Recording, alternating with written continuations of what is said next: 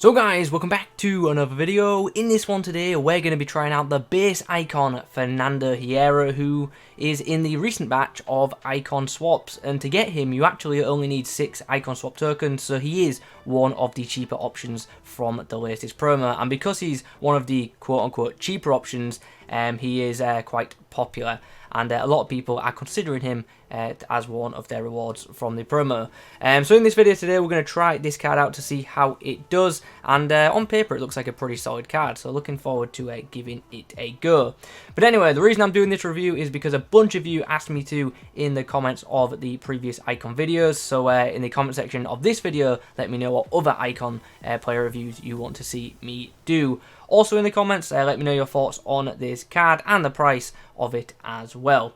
If you could leave a like rating on the video, that would be great, and do subscribe to the channel if you enjoy content like this, because there's going to be more of it coming over the next few days. Anyway, let's have a look at this item then, shall we? It looks like a very solid card, and I have to say, Hierro in FIFA 19 was one of my favourite centre-backs. I really liked his base card and his middle card in FIFA 19, so I'm hoping this card in FIFA 20 is also pretty effective. The guy's 6'2" and has medium-high work rate, so everything is good on that front. And he's also got some really nice in-game attributes too. The pace column has 75 ratings for both acceleration and sprint speed, so this guy should feel pretty quick in-game. We're using Anchor Chem on him, so obviously he's going to get a bit of a pace boost from that. You could use Shadow on him if you wanted to give him an even bigger pace boost, but I think the 80 pace will be enough. The shooting section is actually quite interesting. This guy has 79 shot power and 75 long shots, so if the opportunity does arise, maybe we could try and take off a long shot with him, but let's be honest, the chances of that are pretty slim. But the stats are there, the choice is there if the opportunity does come. It probably won't, but you know. Anyway, we'll move on to this guy's passing. He's actually got a really good long passing stat of 86 and alright short passing of 77. So maybe if we need to distribute from deep from the back, this guy could have some use. He's got a 3-star weak foot, so we will just have to use his stronger right foot for that.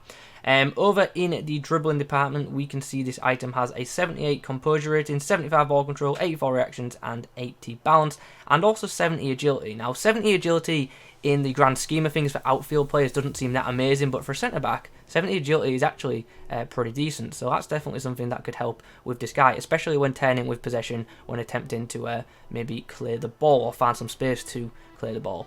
Defensively, really nice stats as you would expect from an icon defender. 87 rating for his interceptions, 89 head accuracy, 87 defensive awareness, and 88 stand tackle.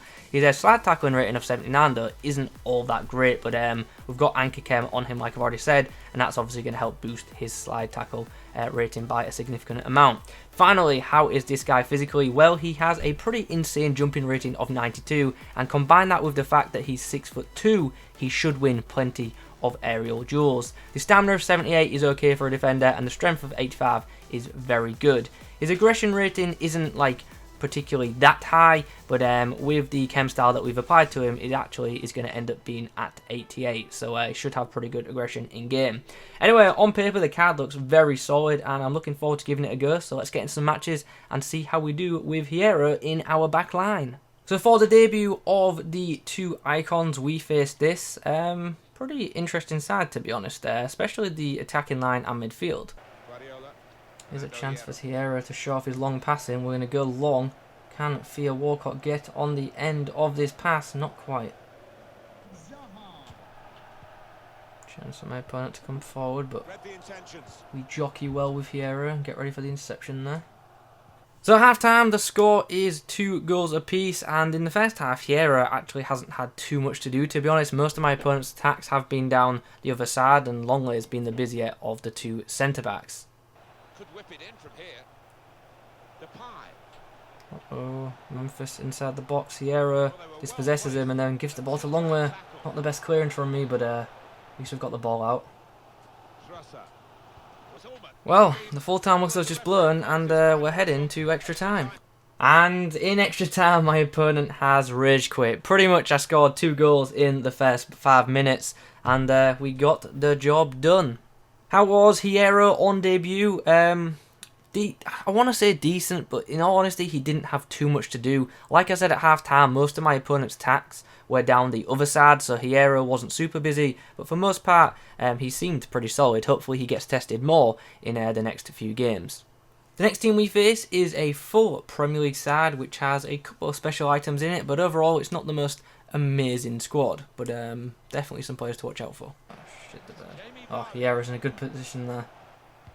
Oh, good ball. Great block from Hierro. Chance my opponent, but Hierro says no. Not the best clearance from me though. Well, at the break, we have ourselves a pretty comfortable 3-0 lead. We've been very solid defensively, and Hierro has actually had a really good first half, making plenty of blocks. Don't like that, but Hierro stands strong. Dispossesses King, and now maybe we can counter-attack. Oh, Hierro, another nice tackle there. Full-time whistle is blown. We've got ourselves a 4-1 win. Unfortunately, didn't get a clean sheet, but for the most part, we were pretty solid defensively. Hierro, once again, was pretty good in that back line. Don't think he's quite as good as Longley, though, who was just absolutely insane in that match, but still another fairly solid performance from the Spaniard. The next team we face looks like this. He has that Player of the Month Messi in the right mid spot, which I'm definitely worried about. He's also got a couple of icons and a UCL Neymar. Uh-oh, in trouble early on, but Hierro recovers in time and makes a key block. Kappa missed a key opportunity there, but luckily Hierro reacted well. Hierro up against Messi, and he's done well. But apparently that's a foul. I disagree. So, half-time has come around, and we actually have ourselves a 3-2 lead in what has been a very hectic first half. It's one of them games where pretty much everything on target goes in, so yeah, that's a bit frustrating. Uh-oh. Neymar's through. Hierro, great block. Great block, showed good pace and then good strength to knock Neymar off the ball. At the end of that game, it finishes in a very high scoreline, but most importantly, we got the win. Despite conceding quite a few goals in that game, we defended quite well. We were just up against some really good attackers, and that Player of the Month Messi is just unreal. He is so hard to stop. Anyway, Hierro with a pretty good performance in that match. Him and Longley put in a good shift, both of them, to be honest. And yeah, despite conceding a few goals to a very good player, I thought the defence was actually alright. So, after a few games with Hierro in my FUT Champs team, what do I make of this card? I thought it was good, to be honest. He put in some pretty good performances, made some very key blocks in some games, and just overall played quite well. There is one or two negative things that I want to touch on in a moment, but for the most part, I've got a lot of praise for this item. So let's do this. The pace, the guy's quick enough for a centre-back. There is no doubt about that. I obviously had the anchor chem on him to boost his pace a little bit more, but to be honest, he is quick enough as it is. But if that's something you're worried about, obviously you can apply the anchor or shadow chem if you want. I'm not going to touch on his shooting because shockingly didn't get the chance to shoot with him, but I do want to talk about his positioning, which I didn't think was too amazing. Now the guy does have medium-high work rates, and for the most part he does stay back, but this guy can occasionally shoot out of line and get forward a bit, and that can leave a bit of space in behind. There were a few occasions where Longley had to cover for him, and that had me a bit worried. That wasn't a regular thing, but it did happen in some matches, so it's something to be obviously wary of. I thought his passing for a centre-back though was very good, especially the long passing. The guy can definitely distribute a pass upfield if needed, so that was cool. His dribbling and on-the-ball ability felt alright. Obviously not a player that you're going to want to go on runs with, but he's got enough ball control to, you know, turn a man to clear the ball if needed. From a defensive point of view, interceptions, absolutely brilliant. He made plenty of them, cut plenty of passing lanes, which was nice, and stopped many attacks through intercepts. And he also made some really good last-second blocks as well when my opponents were pulling off shots. Really good in one-on-one situations with his stand tackling, and his slide tackling actually was very good as well. So just pretty happy with him defensively.